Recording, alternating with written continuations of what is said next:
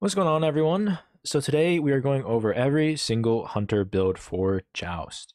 Now I'm going to be making 5 total videos, including this one that goes over every build for each class. So I think after this video, we're going to be doing mages next, then assassins, then warriors, and then guardians. My idea of making these videos was to start out with the easiest to build class first, and that is hunters. There aren't a lot of items or there aren't a lot of variation in items that you choose. There's a pretty general path to a lot of the hunters. Similarly with mages, they follow the same suit. There are a little bit more variation. Down the line with assassins, there are all different types of assassins with all different types of builds. And then finally with warriors and guardians, those are going to be your most complex build paths. Not that anyone's really surprised. And so that's what I'm going to be doing. So today we're doing hunters. It should be relatively smooth in terms of the different types of builds. I shouldn't be taking too much slots up except for a couple of gods. And then also I'm going to preface this video by saying that each individual build is going to be generalized. So some items you may think of could work in a certain slot, but any build we give you or that I give you today will work well for you. So keep that in the back of your mind when watching this.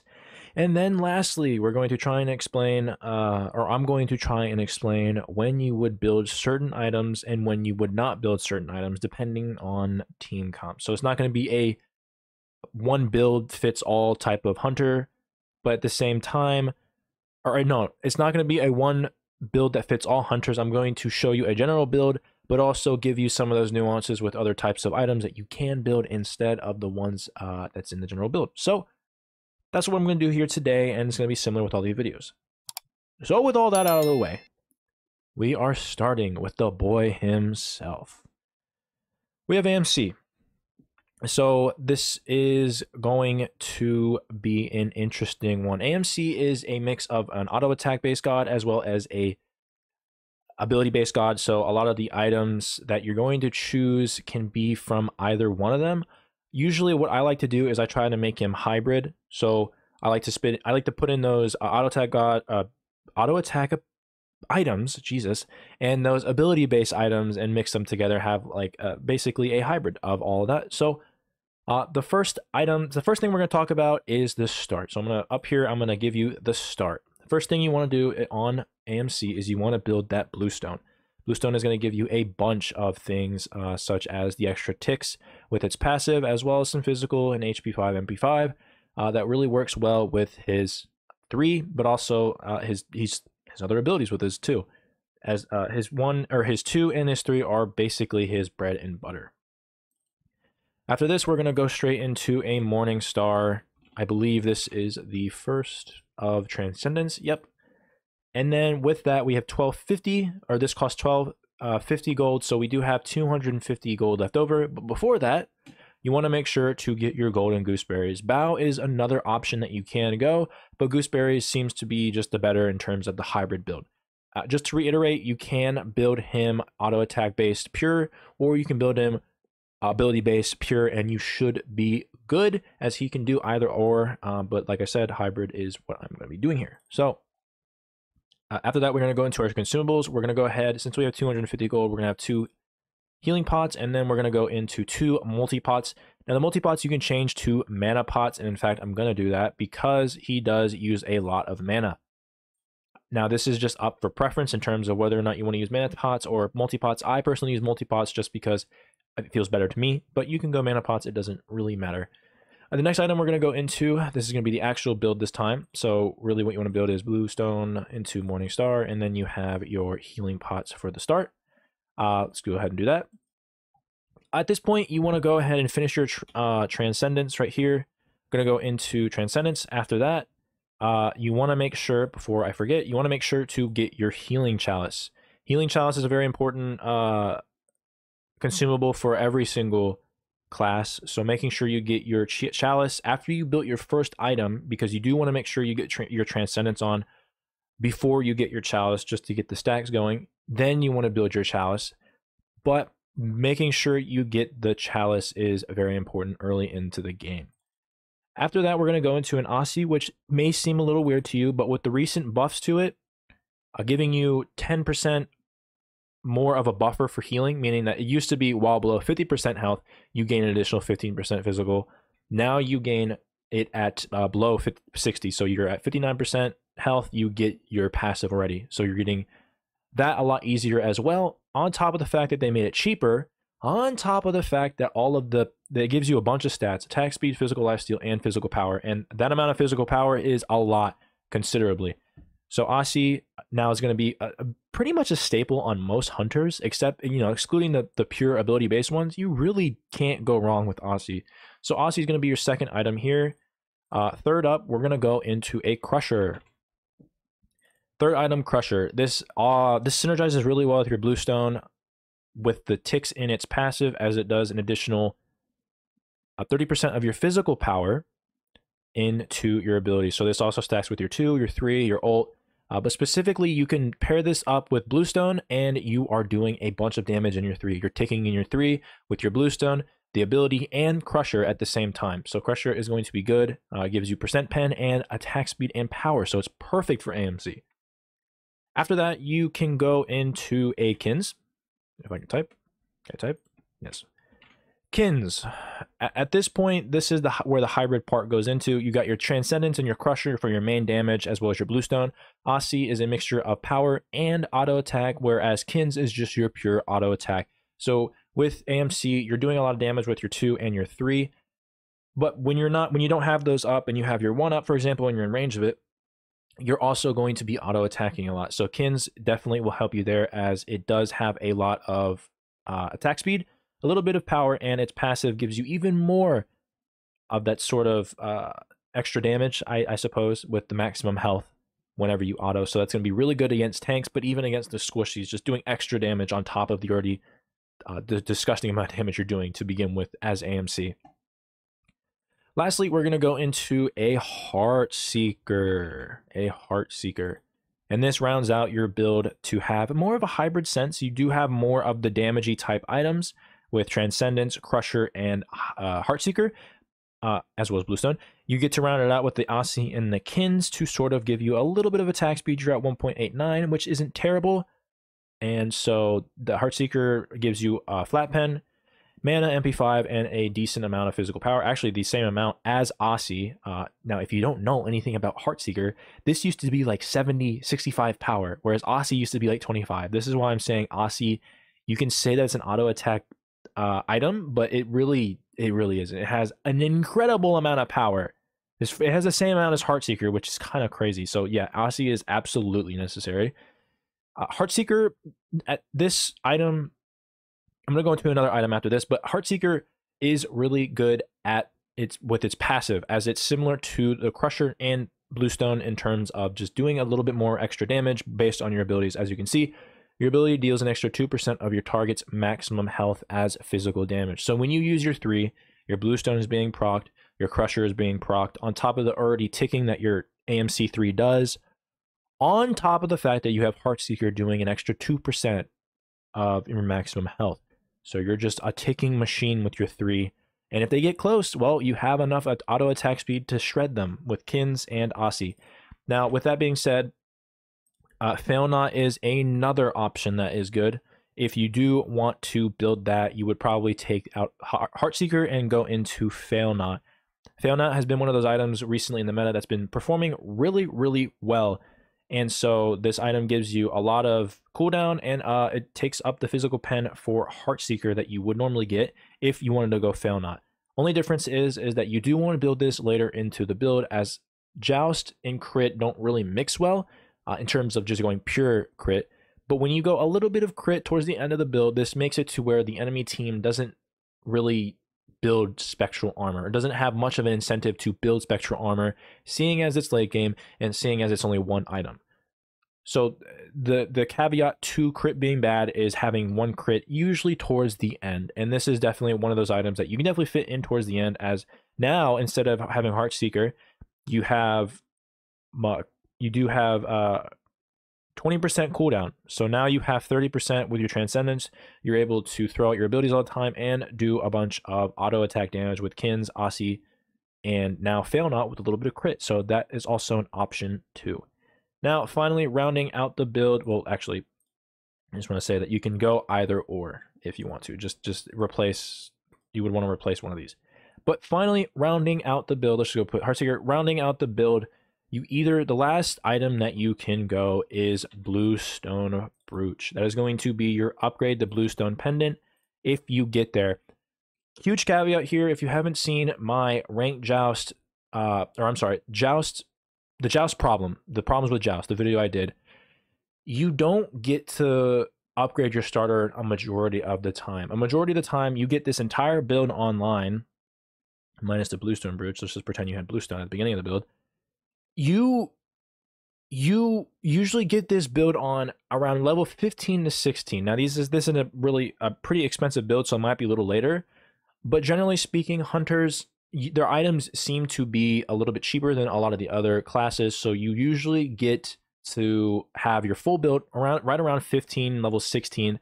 And so those 4 entire levels to get to level 20 is going to take forever. And with that, with the gold spooling, you're definitely going to have a lot more gold, and enough gold actually to buy another item. Now, you rarely ever get to level 20, like I said. So one thing you can do is you can sell your starter. So instead of waiting to get Bluestone, if you really feel like you need that extra power spike, you can also go into an item like Dominance. So you would sell your starter item. This is the second path you would want to go. You can sell your starter and go into a Dominance, as this gives you a lot of power, attack speed, and more percent pen in your autos. A very unique passive for Dominance. So this would be your other build if you didn't want to wait to upgrade Bluestone. Now, if you did want to upgrade Bluestone, you would obviously go into Bluestone Brooch. Those are your 2 options, and that is your AMC build. Hey, so Future Buzz talking.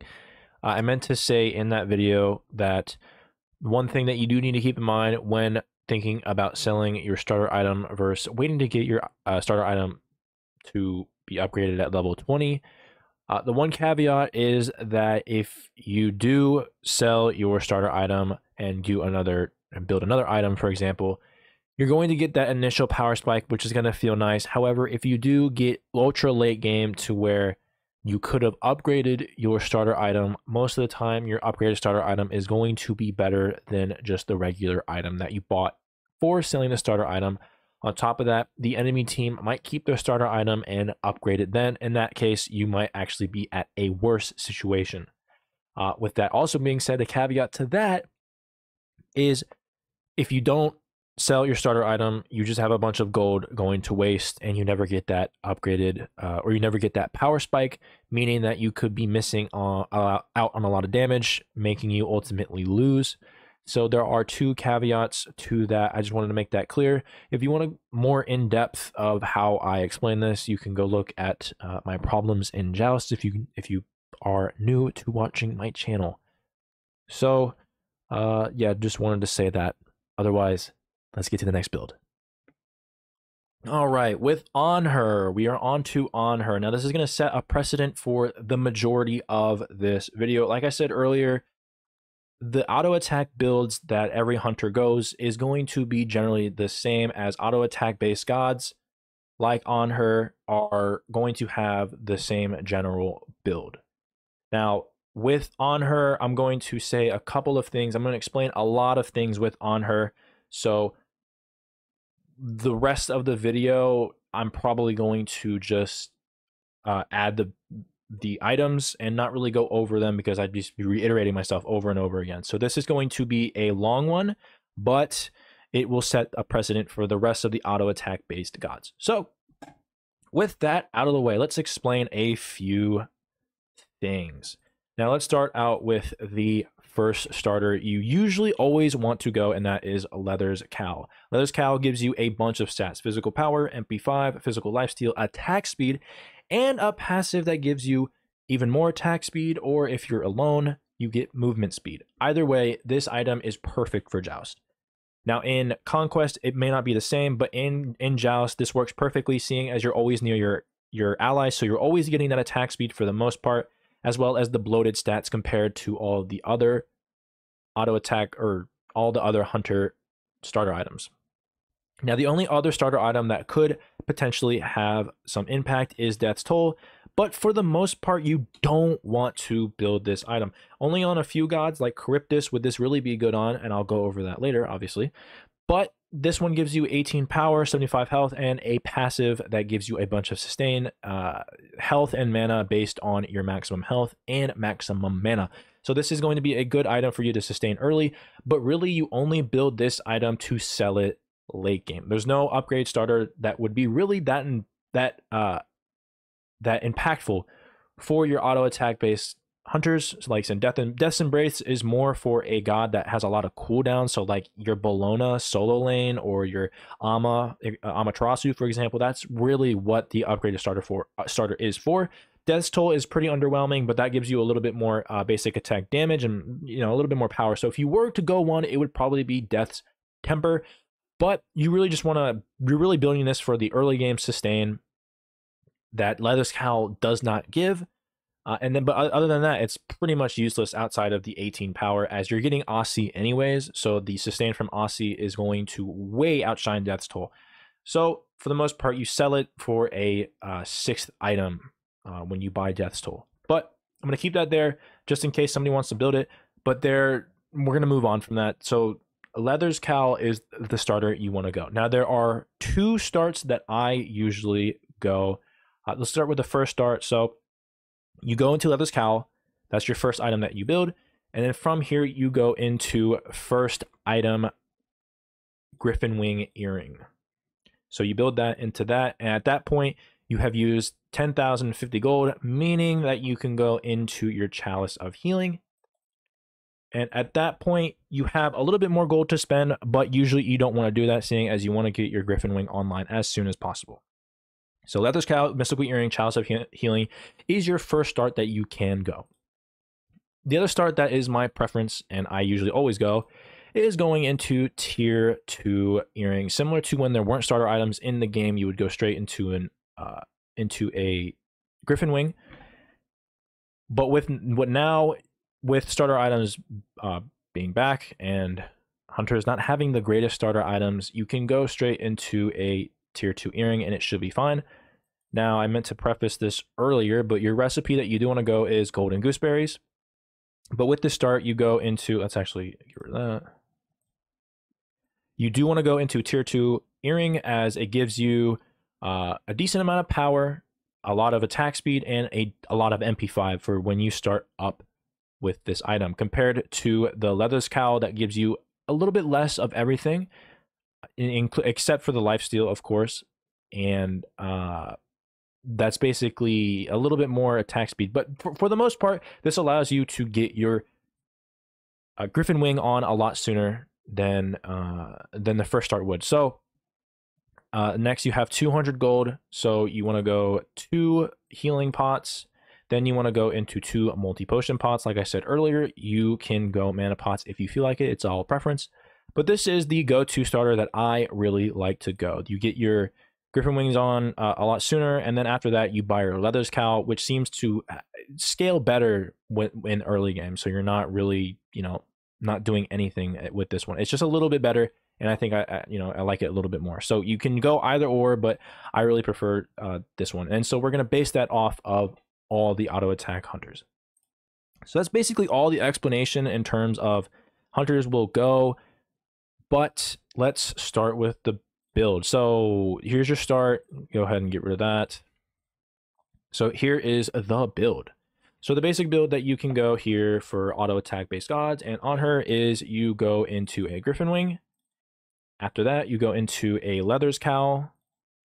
After that, you go into Aussie. Like I said earlier with AMC, Aussie is a busted item, especially in Joust. They've been buffing it in terms of Conquest, but the residual effects to other game modes like Joust has made Aussie one of the best items, if not the best item in Joust for hunters outside of Griffin Wing, as they are both really cheap items, dirt cheap items, actually, for a bloated amount of stats. So this is going to be your Griffin Wing, Leather's Cowl, Aussie. That's going to be your main build for almost every single auto attack based god. And then after that, some different build paths might come after this, but usually at this point, your 4th item can be an Odysseus's bow / an Executioner. So this is going to be your pivotal part in which you have to decide which item you would prefer getting. So starting with Odysseus's bow. Odysseus's bow is a very cheap item. It has 2100 gold. It gives you 30% attack speed and a chain lightning that will hit enemies within a certain radius, usually when they're closer. And then you have Executioner. Now, you usually want to pick either or. Now, how do you decide that? Usually when you build Odysseus's bow, you're building this against a traditional team comp where they basically have two squishies, two squishies in the back to where the Odysseus's bow can have more of an impact on the damage towards them, as this doesn't have as much damage for your against tanky targets. It does damage, but it doesn't do as much damage as an Executioner would if you're going up against a 2-tank team or a very oppressive 1-tank that you want to shred and kill. But usually speaking, you want to buy this when they have a 2-tank team comp,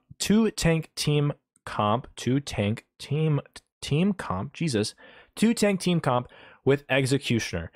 Now you would want to build that here if it's that, and then if it's more of a squishy team, then you want to go Oboe. That's basically your only dilemma as an auto attack based hunter. So we're just gonna pick Odysseus's bow and just pretend that we're going up against a squishy team, for example. And if it was a 2-tank, you would go Xe instead of Oboe. At this point, your 5th item will be your Kins. Kins is, like I said, your staple for all of your auto attack based gods, and it just does a lot of damage to your tanks. This is definitely very important to get against your tanks, and even if you're not going up against a tank, this shreds your backline or against the enemy's team's backline, especially if you guys remember, or if you guys don't know, they upped at one point, I believe it was 9.5 last season, they upped all of the health, meaning that everyone basically got 2,000 health by like the end of the game, where that wasn't really a thing back in the day. So you're always getting value out of buying Kins. So Kins will be your 5th item. And then finally, your last item will be Dominance. Dominance is a very good item. It gives you a bunch of power, a bunch of bloated stats, mana, MP5, attack speed, and a passive that gives you more physical penetration, like I said earlier. So you want to build that. And then that is your build path for Anhur. The last item that you want to think about getting is either upgrading into a Hunter's Cowl. You can upgrade into a Hunter's Cowl, sell your Leather's Cowl, and go into a Hunter's Cowl. You can do that, but if you, like I said earlier, you don't get to level 20 till very late in the game. So you can also sell your Leather's Cowl and buy something like a Silver Branch. Silver Branch, we're bringing that back. Silver Branch, you can, if you think about this item is very good, especially with this build, seeing as every single item gives you a bunch of attack speed. So even when I don't build Silver Branch, with only 5 items, I get 2.5 attack speed. So when I add that Silver Branch, I get an additional 30% attack speed, plus it's passive. So I'm getting a bunch of stacks just because I have this item. So Silver Branch is a very good substitute if you don't have the ability to upgrade your starter. If for some reason you're able to wait long enough to get your upgraded starter, then go Hunter's Cowl. But if you can't, selling your starter item to get a Silver Branch is really good as well. And majority of the time, this is probably what you're going to want to do. With that, that is your Anhur build, and will set the pace for a lot of your ability or your auto attack based hunters. All right, now we have Apollo. Similar to a lot of the auto attack based gods, like I said earlier, you're going to want to start with Tier 2 Griffin Wing. We're just going to go ahead and use this start, as I think it's one of the best starts for all hunters. After that, you want to go into a Gooseberries. From there, you're going to go into your consumables, 2 pots, and 2 multi potions. Like I said, it's up to you whether or not you want multi or mana. So that is your start. From there, very similar to your Anhur, you're going to go into a Griffin Wing. A Griffin Wing into, you guessed it, Leather's Cowl. Oops. Leather Cowl. My bad. And then from there, you want to always make sure you get your Chalice. I emphasized it when I was going over AMC, but you always want to do this in every single class. And usually you want to get it right after you build a significant item. For AMC, it was Transcendence. For this auto attack based set of builds, you want to go Griffin Wing, then buy Leather's Cowl, and then you want to go ahead and buy your Chalice. it's going to be very good. Chalice in Joust is very good, as you're always going to have it.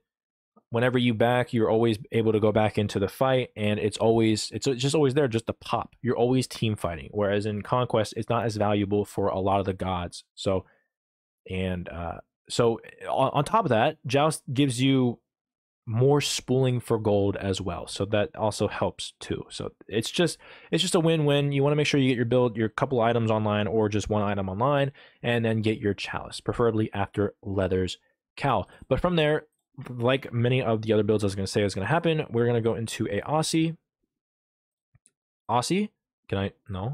Build Aussie.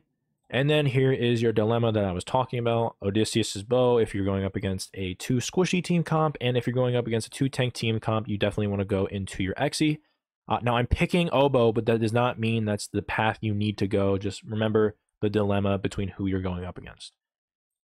Then, like I said, Kins will always be there for you. Kins will be there for you. So it, like I said earlier, it gives you so much. It's the best, one of the best items for all hunters. And so you're definitely going to always almost build this 5th item. Now, instead of dominance with Apollo, if you don't know, in his passive, he gets 100% attack speed boost based on 10 auto attacks. So we can build into a Silver Branch, and that is a very good item for him. Very good. As you can see in his passive, he gets 100% attack speed buff after successfully hitting 10 autos. I forgot also that they added basic attack projectile speed similar to a Griffin Wing in his passive as well, so that makes him better too. So that is your build right now, and then eventually you can upgrade into your Hunter's Cowl. Hunter's Cowl is the better starter item. I don't think I went over this, but Hunter's Cowl, its passive is basically a better version of Leather's Cowl, and the other one, Leader's Cowl, is fine. It helps like your team get more increased power to all your nearby allies, but it does have a caveat that it reduces the amount of power you get when you stand near enemy gods. And in Joust, you're going to be near enemy gods a lot, so it's not as significant as Hunter's Cowl will be. Not the worst item in the world, but really prefer Hunter's Cowl over that if you get there. So of course you want to upgrade into your Hunter's Cowl if you ever get there, but like I said, you're barely ever going to do that. So instead, as you can see, we have max attack speed basically with Silver Branch. The last item is, you guessed it, dominance. There aren't a lot of items for hunters. These are basically your items that you're going to be looking at a majority of the time. So instead of going Leather's Cowl, if you want to sell it, go into a dominance. You do want to prioritize Silver Branch earlier than like on her, for example, where you go Silver Branch instead of your Leather's Cowl upgrade. But with Apollo and his passive, you're definitely going to get the benefits of Silver Branch a lot earlier than you would with Honor, seeing as Honor doesn't really have a stim. So you either go this build if you want to sell your starter item. If you don't, then you obviously upgrade into your Hunter's Cowl, and with that is your Apollo build. And now we have our SPL god Artemis herself. So there are 3 separate builds that I would like to go. There are a lot of things you can do with Artemis. Now, the first build you can go is the obvious one. I'm just going to go ahead and really quickly go through it. This is your go-to hunter build. Like I said earlier, gooseberries, consumable. This will always be a good build for any type of god that can go auto attack based, as Artemis can absolutely do that. Griffin Wing, definitely want Griffin Wing. From there, as you can guess, Leather's Cowl into an Aussie. And then you want to go into a, Odysseus's bow or an Xe based on team comps, like I said earlier. And then you definitely want to go into a Kins. Similar to Apollo, though, instead of going dominance, you do want to go into a Silver Branch. Basically, any god that has a stim, you want to prioritize having Silver Branch earlier with this build, seeing as you get a bunch of attack speed from every single item. Now, if a god doesn't have a stim, like an Anhur, for example, then you can go dominance here, and you can still go dominance here if you feel like it, as it is still a good item, of course, and it is a little bit cheaper, but you do want to prioritize Silver Branch for these auto attack stimmed gods. If you don't know, her 2 gives her 80%, I believe, 80% attack speed at max rank, so you're definitely getting that benefits from Silver Branch a lot sooner. So that is your build. Of course, you can go Hunter's Cowl, as always, if you want to eventually get into it. But of course, you barely ever get to late game. I'm reiterating myself a lot, but this is definitely, I'm trying to go with it because it's going to take a little bit of time. And as I know, there are people who are going to be skipping through the video as well. So if you don't get your Leathers Cowl, which majority of the time you won't, you can sell it and you'll be able to get dominance, and that's your build. That's a disgusting build. So that is your auto attack build.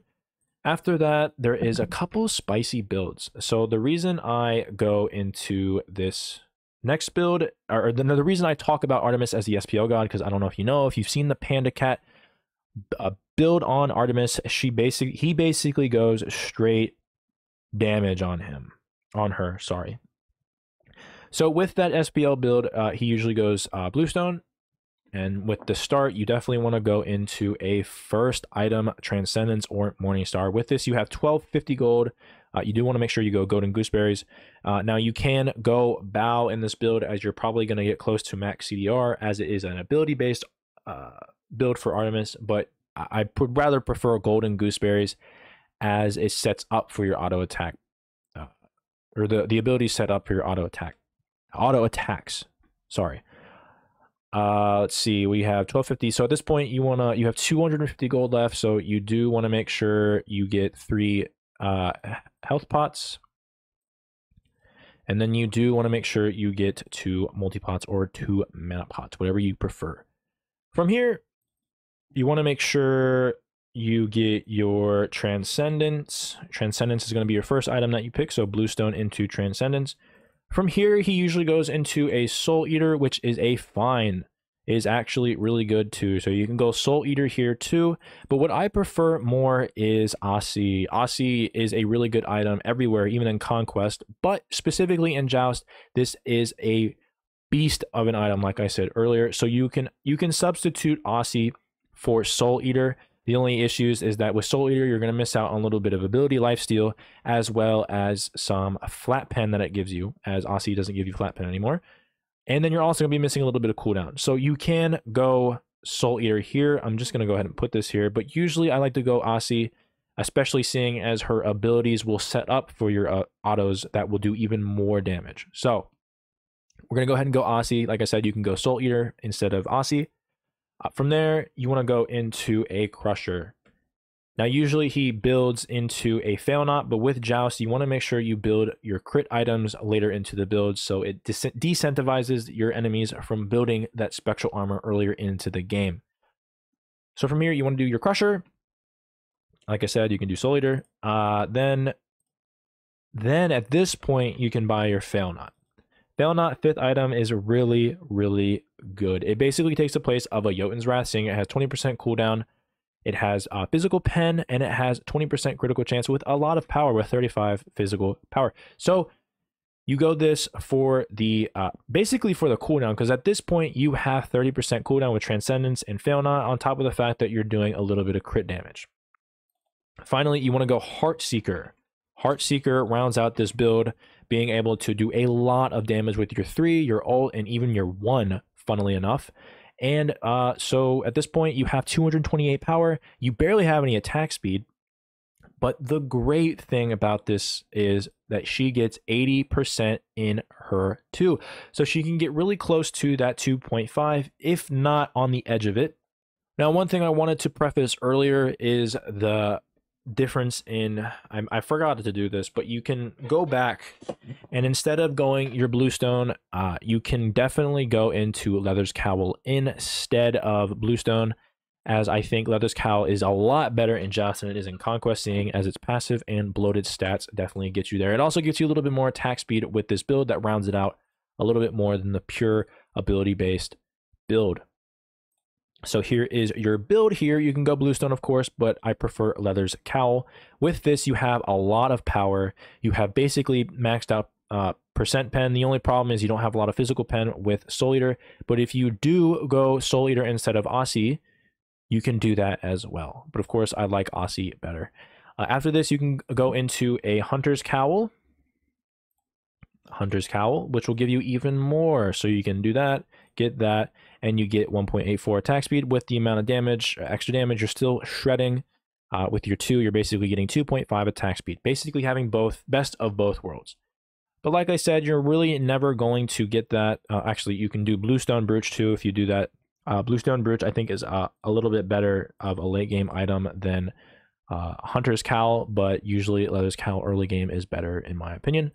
But if you can't use your starter item, or you can't upgrade your starter item and you want to buy another item, one item that you can always look at is Silver Branch. Now, you may be thinking that you're probably not going to be getting a lot of stacks with Silver Branch. You're going to have 1.94 attack speed, which is really good, on top of the already crazy amount of damage that you have with this entire build. You have a mix of both, but a lot of damage and setup with your 3-1 ult combo.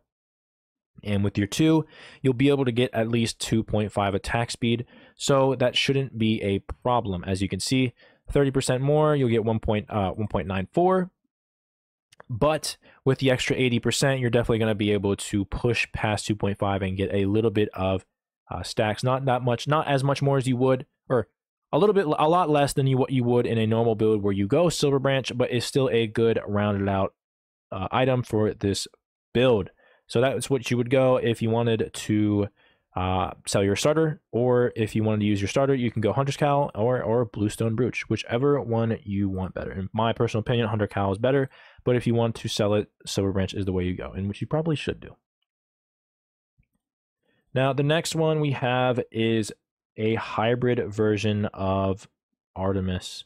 So with Artemis, she and another god we will be talking about later can go into a hybrid type build. So the first thing we're going to go to is an axe. Now, this isn't the best build, keep in mind, but it's a proxy for what you can go as Artemis. But this is the build that I've had a lot of success with. You go into a tier 1 axe, and then you go into a tier 1 Gauntlet of Thebes, weirdly enough. At this point, you have 1250 gold, so you can go into well, you want to go into your gooseberries, of course. Then you can go into 3 health pots, as well as 2 multi-pots preferences. Now, and of course, you can do this if you want to, but my preferred way is to not actually go tier 1 gauntlet and go into a tier 1 earring. Tier 1 earring gives you 15 MP5 on top of the fact that you can buy your chalice very early into the game, seeing as you have a lot of gold left. So as you can see, you can get your start with Warrior's Axe, Mystical Earring, and Chalice of Healing like this, and you'll have enough mana to be able to box early game. Now, if you don't do that, you're going to have to probably prioritize mana pots with this build if you want to go tier 1 Emerald. It's very similar to a tank build where you go straight into an earring, similar to that. But with that out of the way, let's go into the build. So, of course, let's just use this as a proxy for the build that we're going to go into. At this point, that's what you should have. Gauntlet of Thebes. We're going to go straight into a Gauntlet of Thebes, build that up, and at that point, we're going to go into an Aussie. Yes, Aussie is the best item. So we're going to go into second item, Aussie. It'll give you a little bit of sustain, a lot of power, while also being tanky. So do keep that in mind. Very similar to a lot of hybrid assassins, you're going to kind of go hybrid Artemis. Now, you can build her tank, but this is sort of a hybrid build for Artemis if you feel like you need it more than, just a regular build, for example. But from here, you're going to want to either buy Odysseus's bow or Xe. Now, at this point, you can build, it's the same type of dilemma here, except that you don't have a Griffin Wing as you're substituting that for Gauntlet of Thebes. Now, at this point, you can either go Xe or Oboe, depending on the same criteria that I said earlier. In this case, we're going to go Oboe. From here, you want to go into a Kins. Very similar build path after this. At this point, you don't have any more rooms, so you do have to sell your Mystical Earring if you haven't sold it already. And then finally, to round out the build here, we do have Silver Branch as the last item. We build that, and you're basically 0.2 away from max attack speed. Now, with Artemis, like I said earlier, her 2 gives her an 80% stim, meaning you're going to be getting even more stacks than you would with the other build that I was talking about earlier. So this build is a hybrid version of Artemis, and this is a very good build in my opinion. Now, the last item you would want to go is upgraded axe. Now, in terms of that, you do want to change this into Acts of Animosity. With this, paired with Kins, paired with all the other abilities, or all the other items, this makes you shred. If you don't know what this is, this gives you basic attacks, deal bonus damage equal to 2.5% of your maximum health, which pairs really well with Gauntlet of Thebes, which also makes you have basically 2,700 health, meaning that you're able to shred. This is specifically why this build is built this way. Now, of course, you're probably never going to get Acts of Animosity online, sadly, so you do have to stick with your Warrior's Axe. I probably would just stick with this, seeing as its passive is still really good, but if you feel like you need to sell it, you can always sell it into a Dominance, like I said, with a bunch of other gods, and this will help you with, this will help you with your auto attack speed, giving you even more stacks for your Silver Branch. So you are not one-shottable, but not the tankiest, of course, with Gauntlet. But you're able to shred without dying. And seeing as Artemis is a very gankable god, she won't die as much. So this build does work out for her. And with that, that is your Artemis build. Moving on to Kern, one of the peak type of hunters that is just pure auto attack based, very good at what he does. Nothing really stands out for him in terms of a different type of build. So like the other builds, we're definitely going to go into a tier 2 Griffin Wing, very standard stuff. Then we're going to go into Gooseberries, of course, consumable, 2 health potions, and then for me, 2 multi potions. After this, we're going to go straight into a Griffin Wing, and we're going to upgrade that into Griffin Wing. From here, we're going to go into Leather's Cowl. And then, of course, don't forget your Chalice of Healing after building your Leather's Cowl. You want to make sure you get that online after you get your Leather's Cowl. From there, same old, same old. You got your Aussie for damage and life sustain. Then you got your Dilemma here, your Odysseus's Bow or your Executioner. If you guys need me to reiterate it again, you might need me to. Odysseus Bow is for your backline for their backline in terms of whether or not they have squishy backlines. You want to build this. If they do have a more tanky front line, like 2 tank team comp, you do want to go Exy. From here, you want to go into Kins. And then late game, of course, you want to go into your Dominance instead of the Silver Branch, seeing as he doesn't have any type of attack speed stim. So when they don't have that, make sure you, instead of buying Silver Branch, go into Dominance. Now at this point, of course, you can just go into your Hunter's Cowl. You can upgrade this into your Hunter's Cowl if you are able to get to level 20, but most of the time you're not. So instead of that, you can sell your Leather's Cowl and go into finally that Silver Branch as like I said, you're already at basically 2.5 with this build right here. So you just add the Silver Branch and you just get flat out stacks just because of how much attack speed you get with Silver Branch. And that is your Kern build. You can do this if you sell your Leather's Cowl. Otherwise, you go into Hunter's Cowl. Next up, we have Charybdis. Now, this is an interesting one. Now, you can always go your Griffin Wing start. I didn't mean to do that. You always go your Griffin Wing start into Gooseberries, into your consumables, your 2 health pots, and then your 2 moldy pots. Interestingly enough, an item she can go instead, and this is the one starter that I said that you can actually go on for a hunter, and that is Death's Toll. If you don't know her ability, her autos have a chain where she throws out 3 small little daggers. Sorry, she throws out 3 small little daggers after she throws out a couple of her autos, allowing for that extra cheeky play. I accidentally just didn't do, I messed up again, so I'm just gonna put that back there. I didn't save it, so that's smart of me. You get your 2 multis, and then you got your Death's Toll. Right, so like I was saying, she gets extra autos in her, what did I say? What was I saying? This messed me up. You get an extra chain in her. She has an auto chain where you could throw out 3 extra autos that do a reduced amount of damage, but also procs Death's Toll at its maximum amount, I believe. And so you get 2 health, and then you get your 0.3 of your maximum health and 1% of your maximum mana. So you can take advantage of that, and eventually you can upgrade this. And this is the only god that I really think gets value out of this, you can go into Death's Embrace, as it reduces your active non-ultimate cooldowns by 0.33 each auto. And so if you're able to auto attack really fast, you can reduce a bunch of your cooldowns really fast. But generally speaking, if you want to play it safe, you should just go the regular start.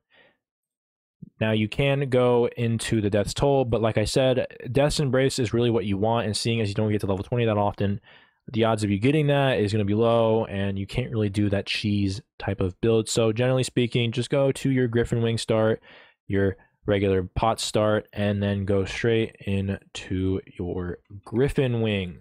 Now, you can still do this build, like I said, just it is a little bit more cheesier. From there, you do want to go into your obvious Leathers Cowl, and then you go into your Aussie. Very similar builds. Here's your Dilemma,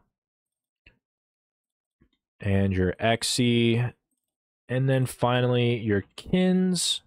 Oops. Your kin size, and then last but not least, because she does have a little bit of a stim in her passive, if you do not know, she gets a little bit of attack speed that increases based on her tide. Similar to Poseidon, you have a tide bar, so you can basically get attack speed that increases per level. So you're getting that amount times 20, 0.75 times 20. I don't feel like doing the math, but you do get a decent amount.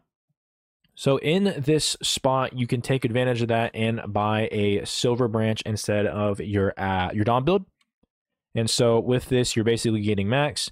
When you add that Silver Branch, you're definitely getting more getting more stacks for your Silver Branch. From here, you can obviously think of what we're going to go next. We're going to go Dominance here. We're going to sell Leather's Cowl and buy Dominance. Of course, you can go into your Hunter's Cowl if you get there. But generally speaking, you're going to go into a Dominance after selling your Leather's Cowl.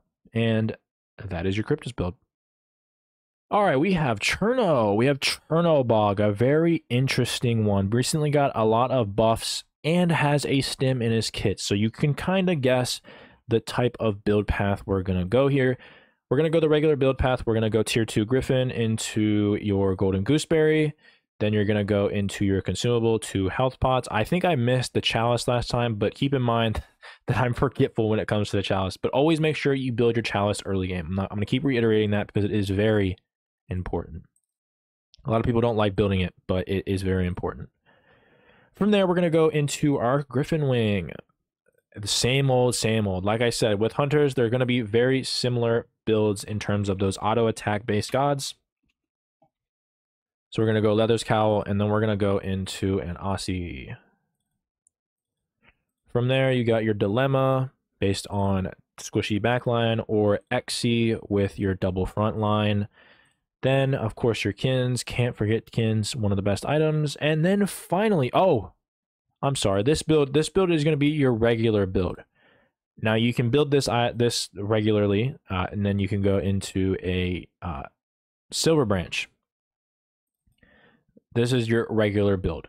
Now, the build that I like to go and I think is a little bit better is this. We're going to go ahead and get rid of that. The entire start is going to be regular. Of course, you can still go the regular build. It's still good. Now, the build that I like to go is this. We're going to go into Crusher. It synergizes well with his kit, as his kit is basically auto attack based, but his 1 and his 2 combo, as well as his ult, will allow you to use his abilities a lot of the time. So Crusher definitely will give you that extra damage with his with his 1 and 2 combo, but also give you attack speed and the passive along with those damage abilities. So Crusher, I'd like to build here as your 4th item. From here, I do like to build Fail Not on him. Now, this also gives you a lot more cooldown, especially in his 3, making you pretty much you're never dying, seeing as you have 20% cooldown. On top of that, I believe his 2 can crit. So if you use your 2, you do have a slight chance of critting from what I've seen. And yeah, that's really good. You get a little bit of physical penetration, so you do make up for that in terms of Aussie, or in terms of Xe, you will have 20% penetration. Now, if they do have a really oppressive front line, then you can always just build Xe and ignore this. But this goes into my last item, and that is Silver Branch. which also gives you that extra percent pen. As you have 30% pen now, you have enough attack speed that you'll be able to get a lot of stacks with this, seeing as you are basically capped, plus your 2 gives you 60% at max rank. So you're definitely getting a lot of stacks with Silver Branch. You're basically getting best of your physical penetration, percent physical penetration, your auto attack speed with your damage, as well as your damage from your abilities with Crusher. So this is this is a really good build that I like going. It covers all of your bases. And then of course, for your last item, if you want to sell your starter, which you really should be doing, then you want to get rid of your Leather's Cowl, sell that, and go into a Dominance. Otherwise, if you're able to upgrade it, of course, every single time you're going to go into Hunter's Cowl if you want to upgrade it. Otherwise, you're going to sell it for Dominance, and that is your Cherno build. Now we have Chiron. Chiron, one of the best hunters in terms of ability-based dishing out damage. I think the best one in terms of dishing out ability damage. But differently from this, there's gonna be 2 types of builds we're gonna want to go here. One is going to be your obvious, just pure damage, and the other one's going to be a bit of hybrid, more focused on the ability-based portion of it, but a little bit of attack speed. So, with Chiron, we're going to go straight into a Bluestone. From here, we're going to go straight into a Morning Star. And then from there, you have 1250 gold. You're obviously going to go into your Bountiful Boa. With this build, if you're going to go ability-based, you're going to want to go Bountiful Boa. You can still go Gooseberries, of course, but Bountiful Boa for ability-based hunters you're definitely going to want to go Bow. I said Boa, Bow. From there, you have 250 gold. You can go ahead and get your 3 pots. With Chiron, you can basically just go mana pot, seeing as he uses so much mana. From there, you're going to want to just go straight into the build. You're going to go from Transcendence. We're going to go into a Jotuns. Transcendence is going to give you a lot of that mana as well as cooldown. Jotuns is going to give you that extra mana. Oops, that's definitely not what I meant to do. Out of that, Bluestone, Transcendence, Jotun's Wrath. Jotun's Wrath is going to give you that extra mana. It gives you a little bit of mana, but specifically for that cooldown, as it will give you 20, but this says 20. It's going to be 30 once you upgrade Transcendence, as Transcendence gives you 10 after it's stacked. From there, you want to go into a Crusher. Crusher is going to give you a lot of percent pen on top of the passive that works well with your 1 and your 2 combo that you like to do, or just an auto 2 combo. This will definitely do a lot of damage. On top of the already Bluestone, you're just going to be a ticking machine. From there, after that, I know I'm saying that a lot, sorry. You're going to go into a Titan's Bane. Titan's Bane gives you that extra 20% physical pen, which means that you're going to have 30, which means you're almost close to that max percent pen. Then we're going to go into a Heartseeker to round out the build. As you can see, this build is disgusting. You get maxed out percent pen, you get a bunch of ticks from Heartseeker, Crusher, and Bluestone in terms of your 1 and 2 combo, and you're still dishing out crazy amounts of damage with a little bit of flat pen that you can do to the backline. So this is a very good build. Now with Chiron, you don't really want to sell your starter item compared to all the other gods, seeing as this synergizes way too well with your kit. So this is going to be your build. You're going to want to upgrade your beads, your Aegis, and then you're probably going to want to buy a couple power pots. But once you eventually get to level 20, if you do, you're obviously going to want to go into Bluestone Brooch, and then that's basically it for the ability based. Now, the next one is going to be very similar. You're definitely going to still want to go Bluestone. This is the hybrid one, of course. Obviously, I'm going to go into Tier 1 Transcendence. You can't not do that. This one, you're going to go Gooseberries, actually. I think Gooseberries is a little bit better on this one, seeing as you're prioritizing more of your attack speed. You're still going to go ahead and get your 3 consumables, your multi-pots. After that, you're going to want to start your build with Transcendence. After that, your next item is going to be an Aussie. So this also item has so much power, like I've said 1,000 times, but also it gives you a little bit of attack speed. So it's basically a better version of a lot of other items from your ability base build, as it gives you a bunch of power considerably, but also a bunch of attack speed as well. And the lifesteal is just icing on the top. So this is going to be your second item for your auto attack. Let me make sure I get bluestone in here. But essentially, you're getting best of both worlds without like a huge difference in power, seeing as Aussie has a huge amount of power. Then we're going to go into Crusher. They're very similar build paths, like I said. But this one has a little bit more auto attack centric type build ish thing. So we're gonna go into Dominance. It has a lot of power. It gives you a bunch of attack speed percent pen, so that will be good. I'm sorry, attack speed, auto attack percent pen, and then finally you want to go into a Heartseeker. This is a build path that I usually like to go. Now you can go either one, and it's still very good. Now the nuance between them is that this one gives you a lot more attack speed, seeing as you have 1.83, but you also do a fuck ton of damage. The only difference is that you don't get max percent pen. So if you are going up against tanks, you're definitely going to want to prefer the other one. And then last but not least, Bluestone Brooch is going to be your upgrade. And that is your Chiron. Oops. That is your Chiron builds. All right, we're almost there. We're almost halfway there. The rest of these builds shouldn't be too difficult. Cupid. We have Cupid. Nothing serious with this god.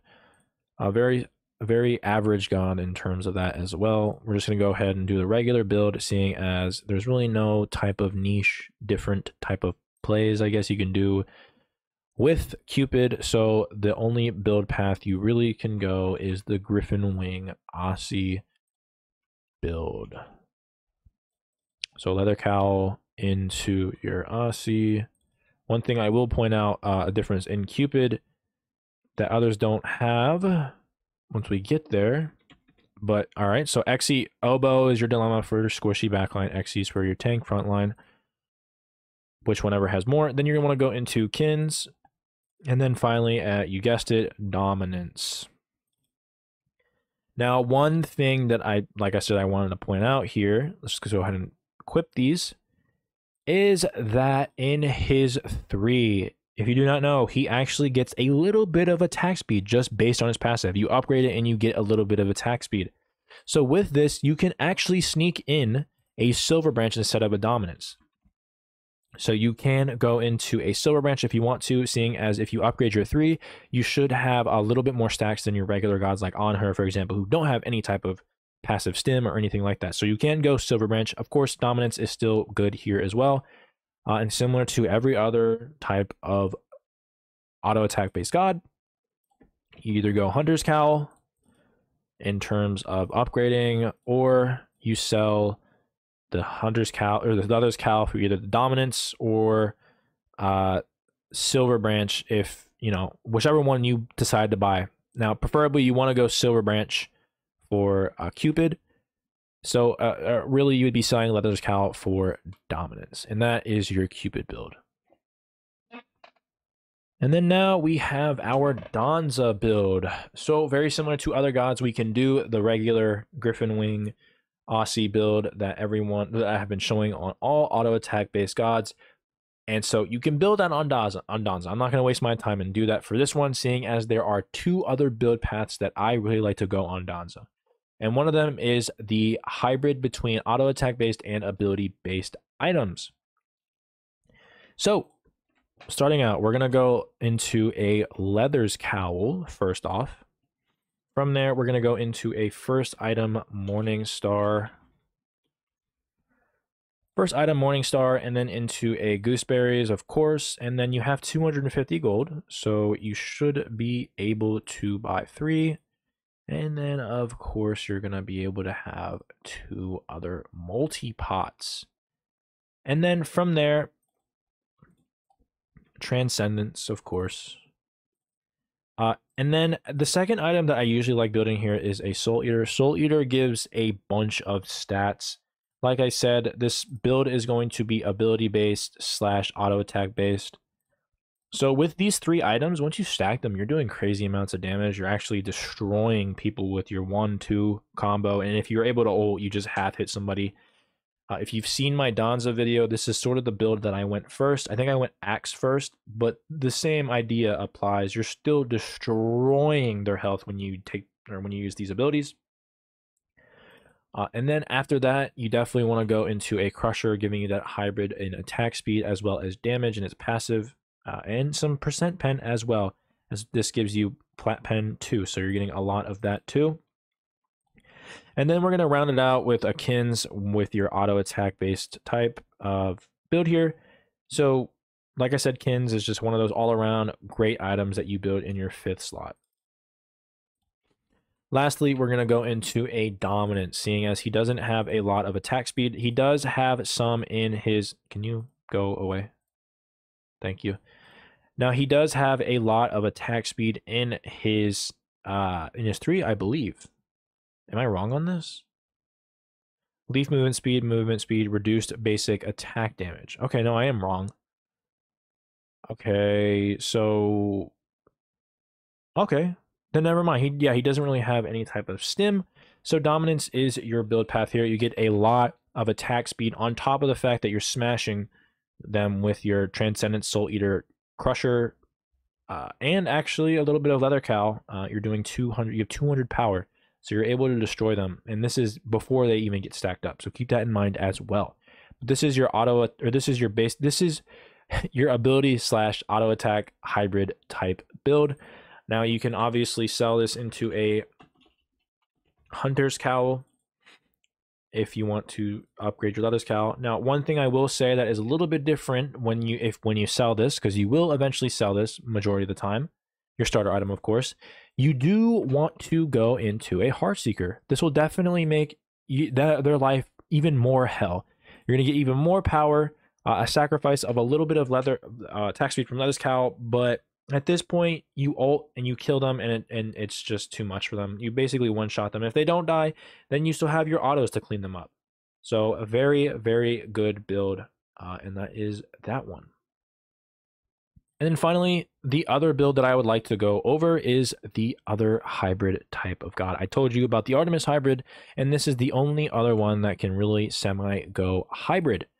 So similar to Artemis, you can go into a Warrior's Axe, but instead of going into Gauntlet first, we're going to go into a Morning Star and eventually go into that Transcendence. Of course, you go Gooseberries, and then 3 health pots, and of course your 2 multi-pots.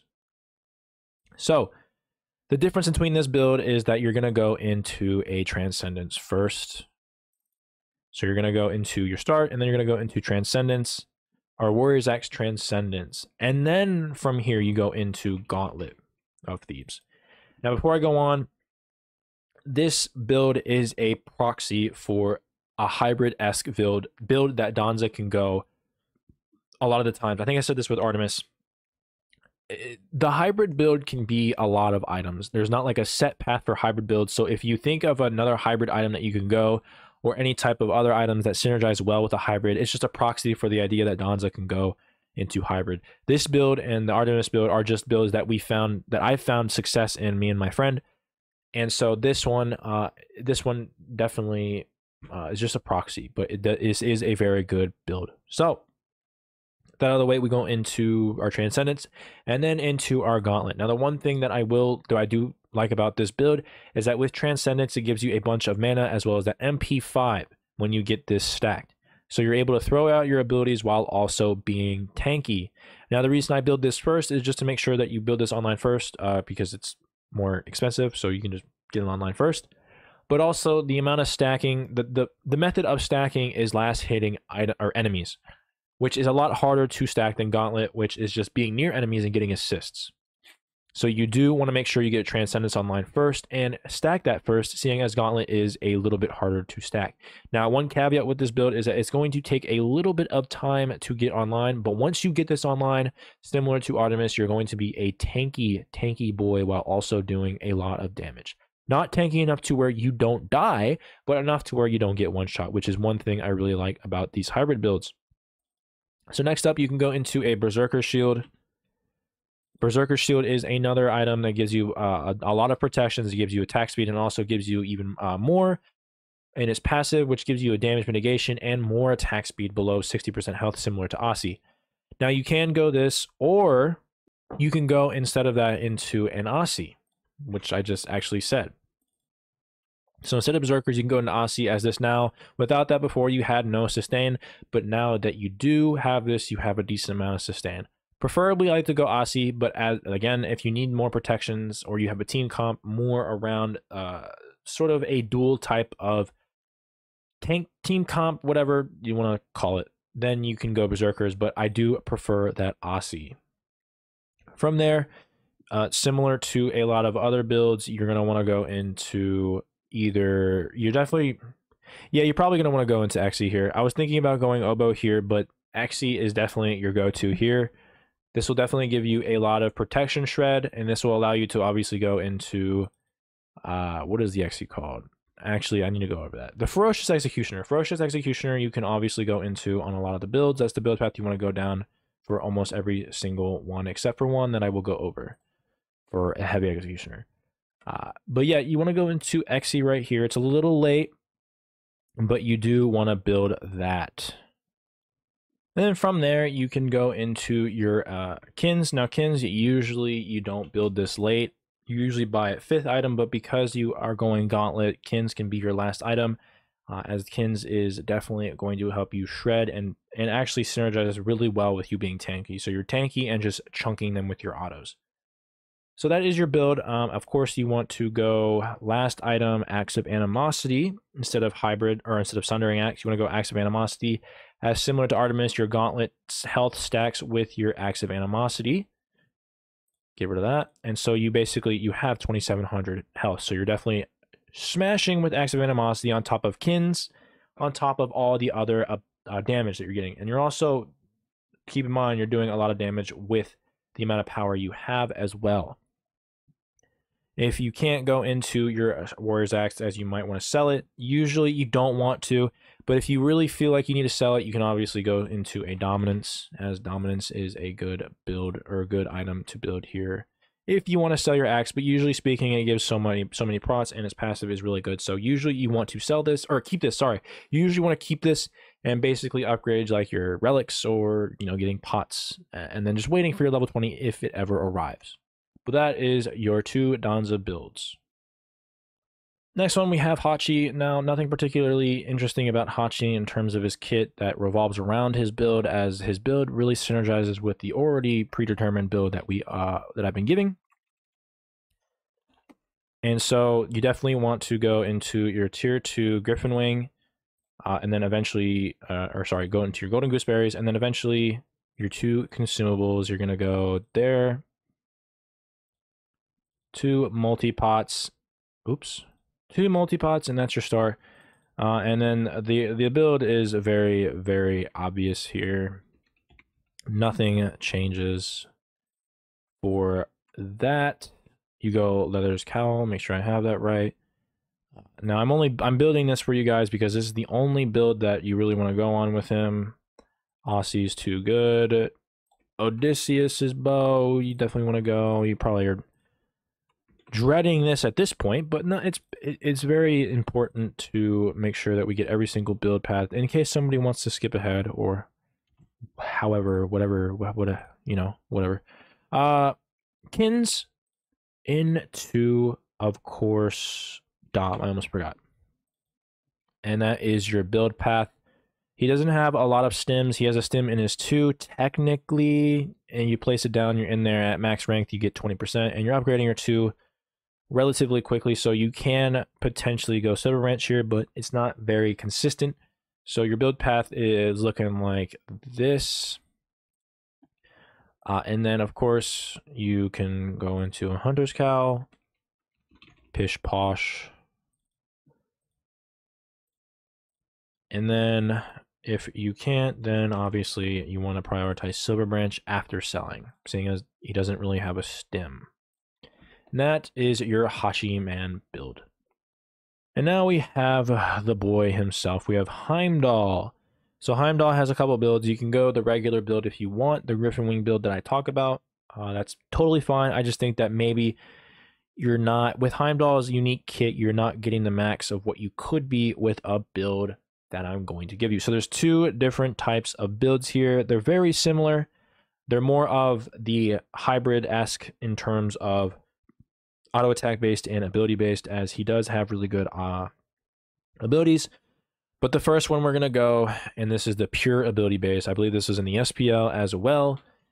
Now, to make this as clear as possible, you really only want to go this build if you're really competent with Heimdall, as this will be an ability based strict build. So make sure that if you're going to be building this, to not, you know, troll, I guess, but make sure that you're able to hit your abilities. As similar to Artemis, it's going to be a similar build to that, but the problem is that Heimdall, his abilities are a little bit harder to hit with his 1 and his ult. His 2 is pretty easy to hit, obviously, and that definitely will proc a lot of the items that we're going to go over here. And starting off with that, we're going Transcendence. Who would have guessed? Bluestone Transcendence into a Crusher.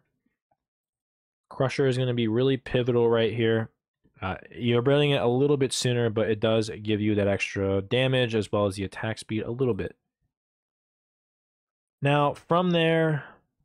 Oh, wait, no, I'm sorry. No, Crusher goes second. I mixed that up. I forgot about Xe. Xe is going to be pivotal on Heimdall, as you can upgrade into the... What is it called? No, that's the other one. Heavy Executioner. You're eventually going to go into Heavy Executioner, and this is really the only god that you're going to want to go this on, seeing as this god definitely works well with its passive.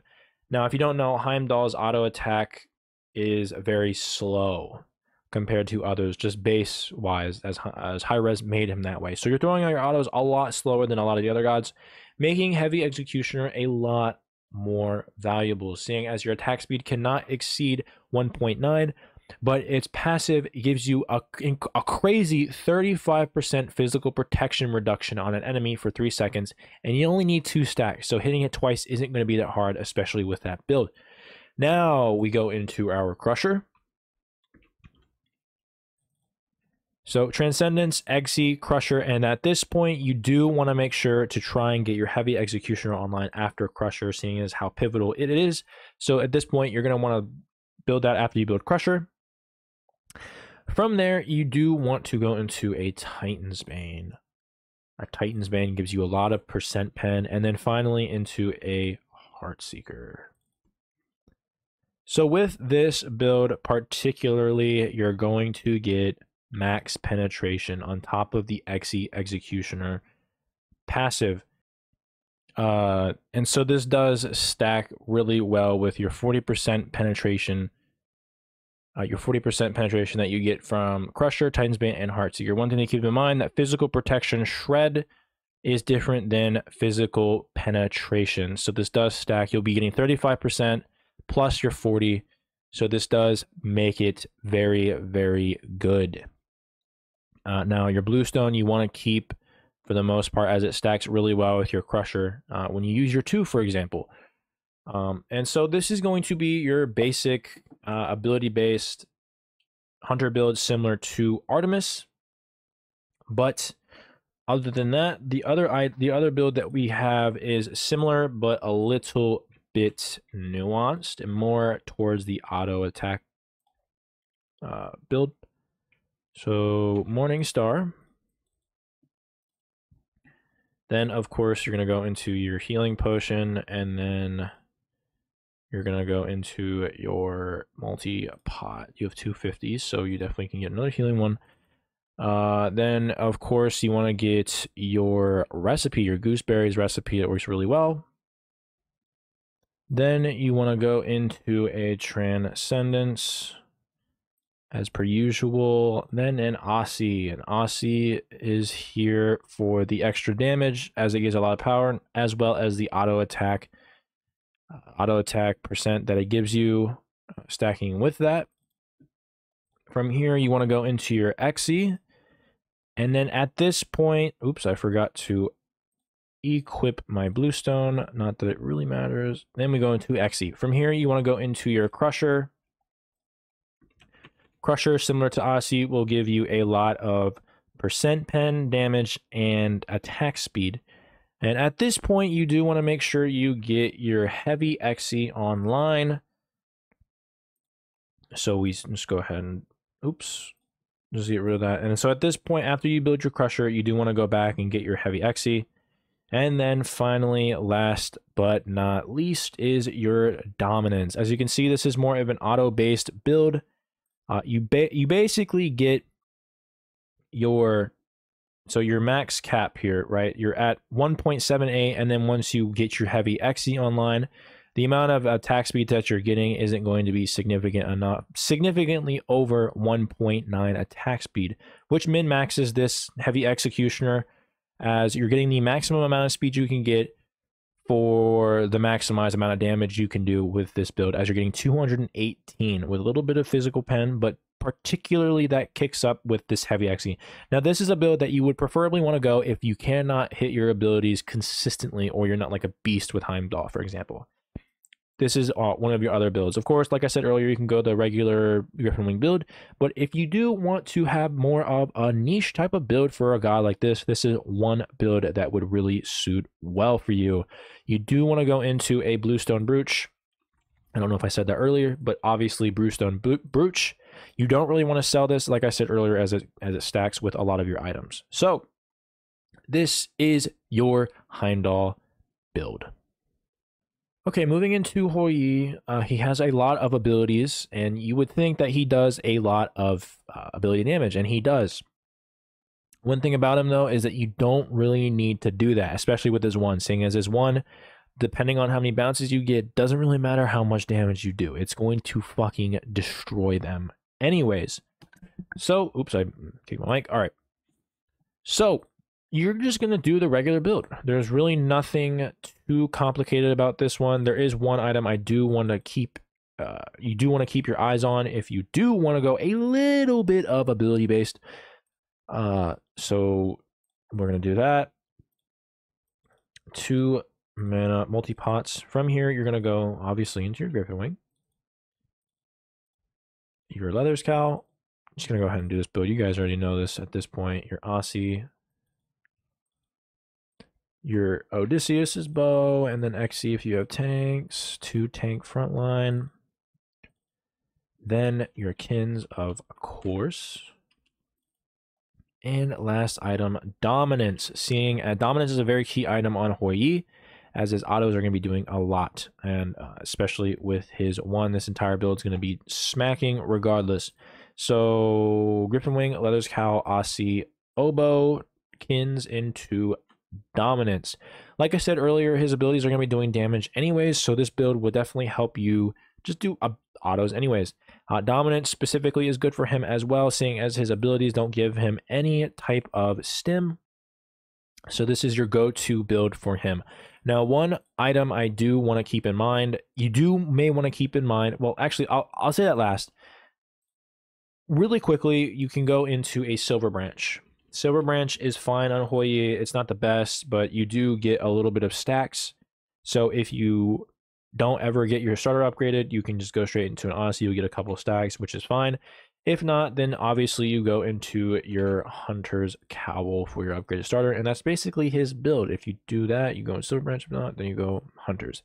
Now, one item I do want to highlight is Jotun's Wrath.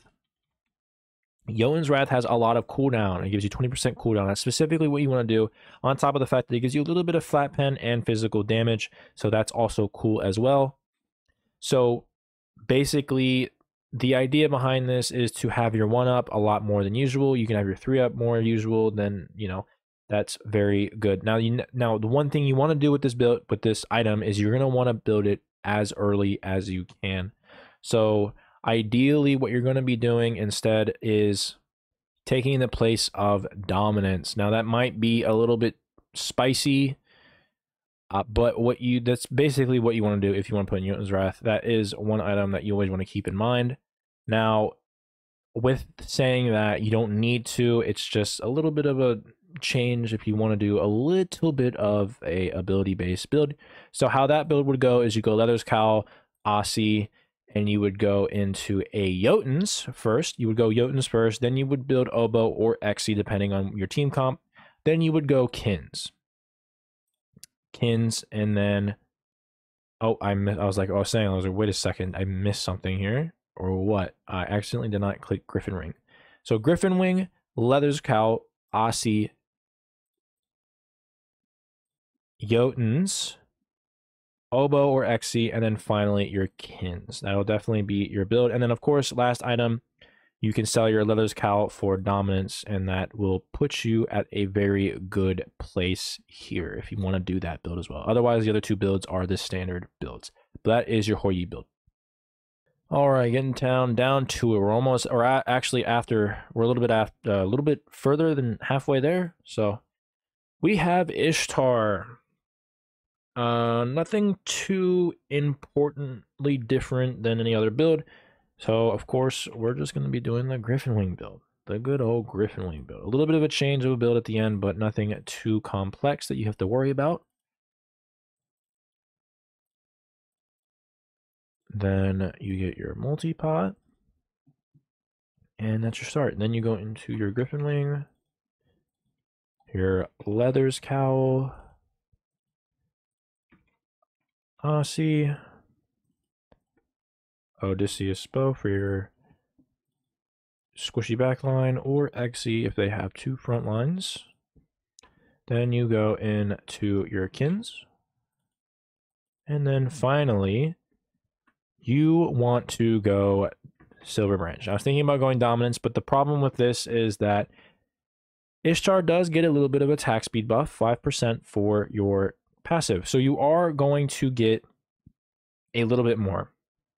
Now you get max dex of 4, meaning that you're going to get an extra 20% in your passive, meaning that you're going to need to go buy Silver Branches. It's way too good of an item, and any guy that has any type of stim or any type of passive that gives them attack speed, you're definitely going to want to take advantage of that and go into a Silver Branch. Of course, if you can't get your level 20, like I said 1,000 times, or if you can, you go Hunters, you get rid of your others, you go Hunters.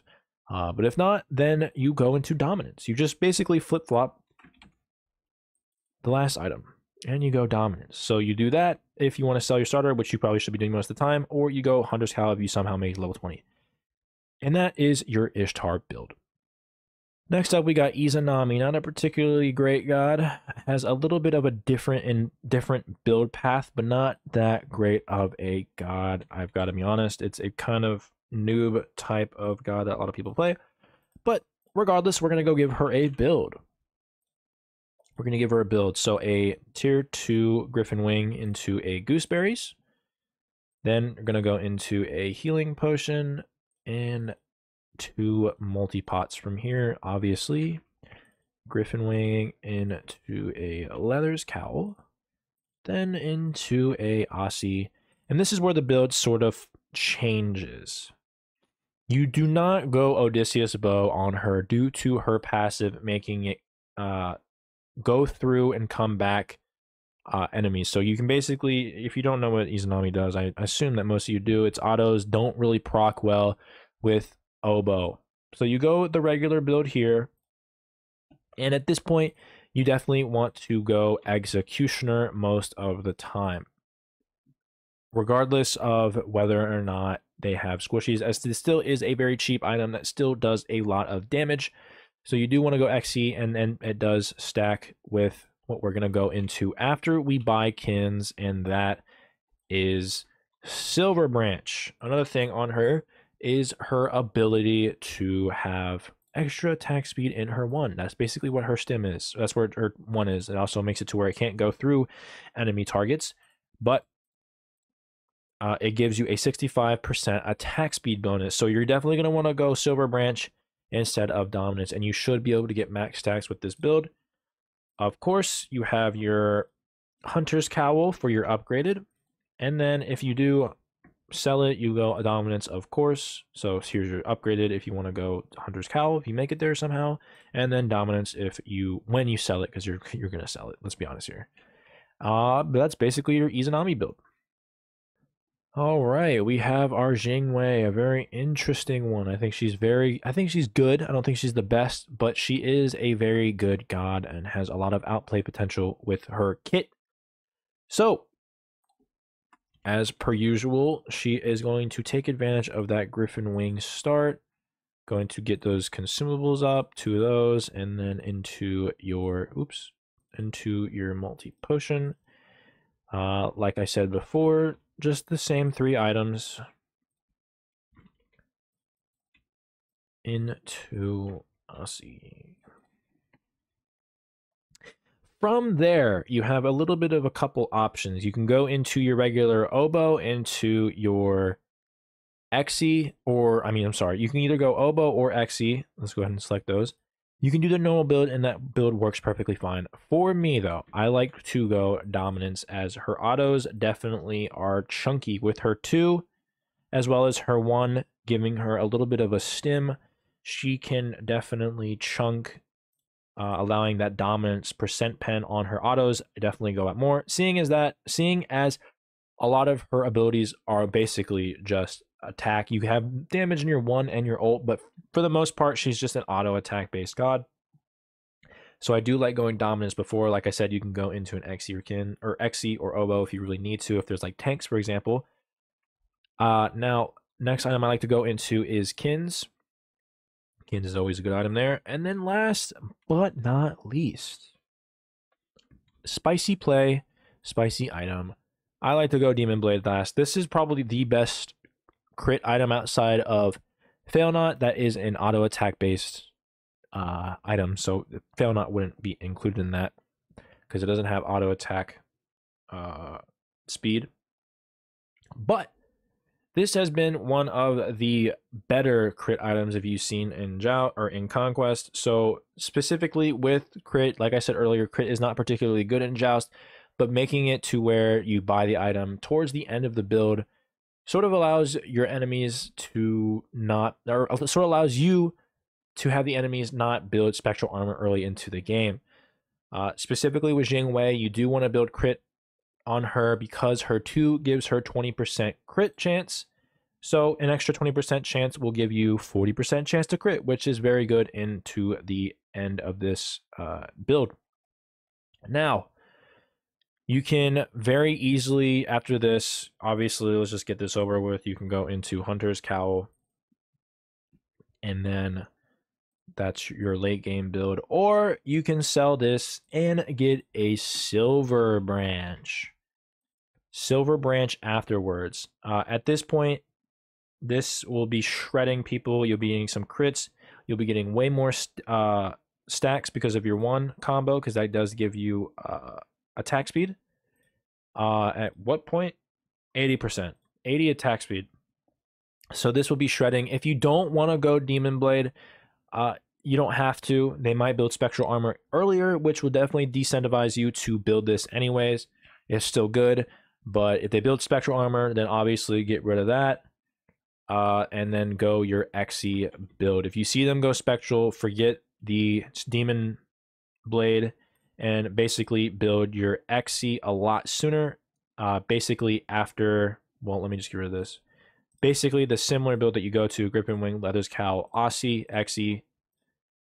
Aussie, Xe, you want to go Dominance first, then you go Kins, then you go Silver Branch. And then that should be your build. If you do want to get rid of your Leather's Cowl, this is a build if you do, I'm sorry, wait, I messed that up. Wait. Okay, hold on. Okay, so let me restart that. I accidentally did not click. Well, that's a little scuffed. Okay, Griffin Wing, Leather's Cowl, Aussie, Xe, Dominance, then you build Kins. Kins is going to be your last item. I accidentally did not click Aussie. That was the problem. So this is going to be your build if they do go Spectral Armor. Eventually, you're going to sell your Leather's Cowl for that Silver Branch, and therefore you'll have a lot of extra stacks. And that'll be your build for if they build Spectral. Of course, just to reiterate, you can go into the build that I like to go, which is Leathers Cowl, Griffin Wing, Leathers Cowl, Aussie, Dominance, Kins, and then Demon Blade, and then selling this for Silver Branch. And this will be your build if they don't go Spectral Armor. And that's basically your Jingwei build. All right, so this one should be a very quick one. Marty is an obvious one. I'm pretty sure everyone knows this build by now. You go into a tier 1 Morningstar, and then you get your gooseberries. Now you can go into a bow, but usually the gooseberries is just better. But it is still a very good recipe if you would like to go that as well. So Transcendence is your first item. Next one is Soul Eater, the very standard Marty build. Now usually you build Fail Not here, but because of crit and Joust, you can first go Crusher and then go Fail Not if somehow they don't build Spectral, even though it would be good even if they did, seeing as you're wasting a slot for them. After this point, you're going to go Heartseeker. Heartseeker is your last item here. So Bluestone, Transcendence, Soul Eater, Crusher, Fail Not, and Heartseeker. You never really want to sell your Bluestone. I almost forgot. I've been forgetting all this time to get your Chalice. But make sure you get your Chalice after your Transcendence as well. So you get your Bluestone, Transcendence, Soul Eater. With this build, you basically get I'm actually confused. Why do we not have maximum percent? Oh, no, okay, never mind. This gives you 10, 10, 10. So you're basically at maximum percent pen, not really, but you do get Soul Eater. You get a little bit of flat pen. You get a lot of percent pen, but you do get maxed out cooldown. So you're able to throw out your abilities a lot. Your ult is always going to be up. And so this build is just disgusting. And then, of course, you're going to go Bluestone Brooch for your last item for him. And that is your standard Marty build. All right, Medusa is an interesting one. There is a particular build that I do like going. Now you can go the regular Griffin Wing build that I said earlier. That'll always be a good build on auto attack gods like her. One build that I do like going on her instead is very similar to the first one, and very similar to Chernobog, if you remember. But we go first items, Griffin Wing, then Gooseberries, of course. Get your consumables. And I mean, I do like that multi-pot. And then Griffin Wing, your standard start, if I can please, thank you. Your Griffin Wing, Leathers Cowl, and then your Aussie.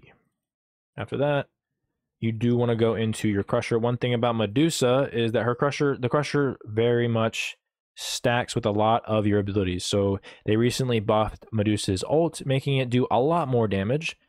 They changed her 3 anti-heal into her 2 now, so it's a lot easier to do. They did a bunch of things with Medusa. So she already did a lot of damage beforehand, but with them buffing her within the past few updates, she does even more damage than what she already did. So Crusher is going to very much easily proc on all those abilities. Her ult, her 2, her 3. I don't believe it works on her 1, but it still applies. The Crusher is still going to be doing a buttload of damage. After that, you're going to go into a Kins, a very standard Kins slot. But then finally, you're going to go into your Fail Not. Fail Not is very good, as you can obviously get your cooldowns, your percent pen, as now you have, I'm sorry, let's do that, and that. At this point, you have 20% percent pen, which will definitely kill your tanks, even if you're going up against a two tank team comp. Now, at this point, you can sell your Leathers Cowl for your Silver Branch, and at that point, you'll definitely have almost capped out percent pen, which will definitely help you with your tanks. If not, you can obviously go into Hunter's Cowl, and this is a very good option as well. If you really need to go up against, if you're really having struggle with 2 tank team comp, you can obviously change the Crusher with the Exi. But in my opinion, I think Crusher is definitely good majority of the time. But that is your Medusa build. Getting down to the last few gods, we have Neith. Neith can obviously go that Griffin Wing build, the regular generalized build that I was talking about, but one build that she does really good with is the ability-based one-shot build. You do want to go Morningstar here as you're going to go into Transcendence, obviously. From here, you can actually go into Bountiful Bow, I'm sorry, and you can go into your consumables, and then there's your start. Oops. You can't get that money. All right. Then Transcendence. Obviously, from here, you're going to want to go into an Aussie. It gives you a bunch of power, but also gives you a little bit of sustain with this build, at least early game. So you're not even missing out on a lot of power if you were to go something else. Moving from that, we're going to go into a Jotuns. A Jotuns is going to be pivotal for this build as you're already having 30% cooldown, meaning that your abilities are going to be on a very short cooldown, especially with the recent buffs to Neith's cooldowns. This is going to be even more potent. After that, you're going to go into a Crusher for a little bit of percent pen, as well as its passive. And then finally, your Heartseeker. Heartseeker will get you all of that. You're going to have 20% percent pen, which is really good. But from this build, you can obviously go into your Bluestone Brooch. But with Neith, I think you can sell the Bluestone as it doesn't have too much of an impact later into the game, as much of impact as Titan's Bane would, which is going to be your substitute for your Bluestone. At this point, you get max percent pen, on top of the fact that you get an additional 20% with your 1 combo if you pair it with your 3, or your passive, I'm sorry. It'll, the blow up part of your passive. With this build, you absolutely can one-shot with your ult. And, of course, you can obviously still go Bluestone Brooch, but I do think that selling your Bluestone late into the build and going Titan's Bane will definitely be your go-to ability-based Neith build. Other than that, the auto attack build earlier that I was talking about will do just fine. All right, Rama is not a very interesting one. His build path is very similar to all the ones that do have stims. So very similar to all of those. We're going to go Griffin Wing, Gooseberries, consumables, 2, then obviously Griffin Wing, Leathers Cowl, Aussie, and then of course Odysseus Bow, or for your Squishy if they have Squishy team comp, or Exy if they have a double frontline. Then you're going to go Kins, and like I said earlier, because he does have a stim in his 2, which I believe gives him 80? Let's see. No, I'm sorry. It gives him 60, which is still a lot, allowing you to go Silver Branch and overcapping with a decent amount of stacks. So there is your final build here. Now you can go into your Hunter's Cowl, obviously, for your upgraded if you get there, but a majority of the time you're selling this and then going into a Dominance. And that is going to be your Rama build path. All right, more interesting god here. We do have a Skadi. With Skadi, you can kind of go both hybrid in terms of auto attacks as well as ability based. So you do want to go Bluestone first, and then obviously into Morningstar to eventually go into that Transcendence. Now here you can go Bow, but since you're going to go hybrid-ish, you're definitely going to want to go Golden here. I think will be definitely good for you, but Bow is also good as well. So no trolls if you want to do the other one, the Bow instead. I just prefer the Gooseberries. And then let's go into the build Transcendence for your mana, obviously. So Bluestone, Transcendence.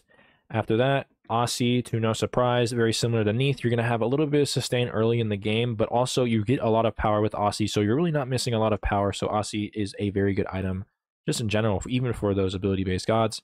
After that, Jotuns, very similar path to Neith, and actually almost identical to the Neith build, I believe, actually is identical. You go into your Crusher, and then finally your Heartseeker. I believe this is the same exact build path that you go with Neith, because I do believe you get 20% pen, and you get 30% cooldown. So yeah, very similar to Neith, but you do weave in a little bit more autos as her abilities do chunk. Actually, this is the exact same build path, and I do believe you should sell your Bluestone, as Bluestone doesn't have too much of an impact like a Marty would, for example. So instead, you do want to go into a late game Titan's Bane to sell Bluestone. If you really want to go Bluestone, obviously you go to Bluestone Brooch, but preferably you want to sell your starter and go into Titan's Bane. And that is your Skadi build. Coming up on the last couple of gods, we have Ullr. One of the only gods that will eventually go into an interesting item here. So first up, we're going to go Bluestone. Morningstar. Morningstar for first Transcendence. At this point, you do absolutely want to go Bow. Golden Gooseberries is not really good on Ullr. Consumables, you're going to have 250 gold, so get that. And then your multi-pot, you can only get 2. So like I said, Transcendence. From here, you do want to go into a Hydra's Lament. So particularly with Ullr, you're able to use your combos when you're in Ullr's what's the stance called? In your melee stance form, I'm sorry. When you're in your melee stance form, you throw out your axe, which stuns somebody. With that, you use your ult, and you can either auto 3 them, or you can 3 auto them, and then 1 auto them, for example. You can basically, you're weaving in autos when you use your abilities on Ullr. And so the Hydras will give you an extra damage in its passive, doing an extra additional 30% damage. So that would definitely do well for you. It also gives you an extra percent pen, as well as 10% cooldown. So at this point, you have 20% cooldown. And for the most part, as Ullr main, Ullr main. As an Ullr player, this is a lot of the cooldown you get, seeing as Ullr's passive, whenever you use abilities, will reduce the cooldowns on the opposite stance by 1 second. So 20% is good. From there, you can go get yourself a Crusher for obvious reasons. Then you go into a Titan's Bane. Now with this, you are able to do a lot, and I mean a lot of damage. You're already at percent cooldown. I'm sorry, physical percent penetration. You're already at max, and so you're already doing a lot of damage with this build, especially with your 1 or your axe specifically. Now from here, you can definitely go into a Heartseeker. Now, one problem with this is that this does overcap your percent pen, but due to its passive and overall damage, it's fine. You're not going to be able to min max your percent pen, but this is honestly fine. This is one build path you can go. Another build path you can go is similar to this. It's just that one item is changed, and honestly, I do prefer this one a little bit more, just for the cooldowns.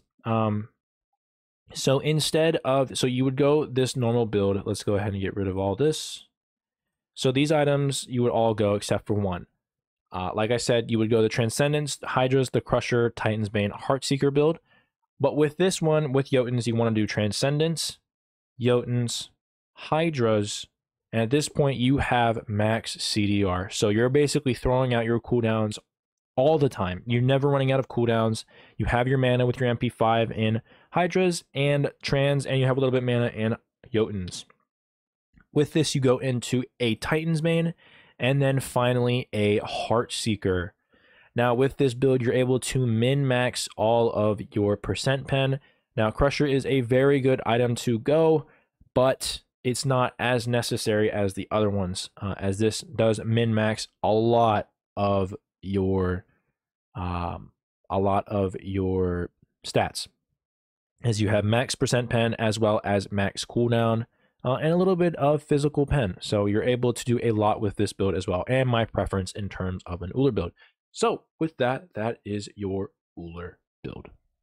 Last but certainly not least, we got the guy himself. We have Xbalanque, probably one of the best hunters in Joust in terms of Masters and GM, as I think that their win rate is like close to 100%. He's disgusting in Joust, and it's basically because of his autos in his 1 and actually in his ult too. If somebody gets close to him, they just absolutely shred them. But unfortunately, his build path isn't really that interesting. It's almost exactly copy and paste. He doesn't have a stim in his kit, so that means that he is going to go the regular Griffin Wing build. So we're going to go here just for clarity's sake. If somebody wants to skip to the end, for example, we're going to go ahead and get the Griffin Wing. If you skip to the end or skip at any part and you see this part, I explained a lot of the things at the beginning. So if you do not know why I'm building this, please go back and check that as well. That would be great. Aussie, definitely gonna do your oboe for backline, and Exy if they have double front line. Then of course your kins. Then at this point you do Dom, seeing as his stim doesn't have a stim and can't really get value out of Silver Branch until you sell your Leathers Cowl. But this is your build. Hunter's Cowl as well. You definitely want to go that. If you want to upgrade that, you go in there. But preferably you sell your starter and eventually sell your starter for Silver Branch, as at this point you have max attack speed as well as a little bit more stacks with your Silver Branch after you build it. And that finally is your Xbalanque build. And that is your hunters. These are all of your hunters. Hopefully I was able to give you some type of insight in some general builds, as well as some situational items for different gods in terms of hybrid between ability base and auto attack base, or just hybrid, or just auto attack based versus ability base in gods like Uller, Chiron, or something like that, hybrid with Ahn'Muz and Cobb, and then your pure ability based gods like Xbalanque. Hopefully I was able to give you any type of insight. If you did like the video, please comment, like, and subscribe. Like I said earlier in the video, I'm going to be making more of these videos. I started with hunters, and I'm going to go from that to mages, to assassins, to warriors, and then eventually guardians. Now, as you can see by how long the video is, it does take a long time. The preparation, there really isn't any preparation, so that isn't really much of a problem, seeing as I know most of the builds, and I know most how every single god goes for the most part. But it does take a while for me to talk about them and then do editing. So this will go up later this week. It is the 12th right now, and this will go up later this week, if not this weekend. And after that, I will be subsequently putting out a few more of your class gods for every single build for every single class for Joust, every couple of days or something like that. So do bear with me, as that does take a lot of time. But you guys asked for it, so here you are. Here's your hunter, and look forward to the other 4 videos. If you have any suggestions or anything, leave them in the comment section. If you want to roast me about my builds, go ahead. If you want to debate, go ahead. I'm always here to entertain and help you guys with what you guys need. So with that being said, that's all I got for you. So thank you guys for watching.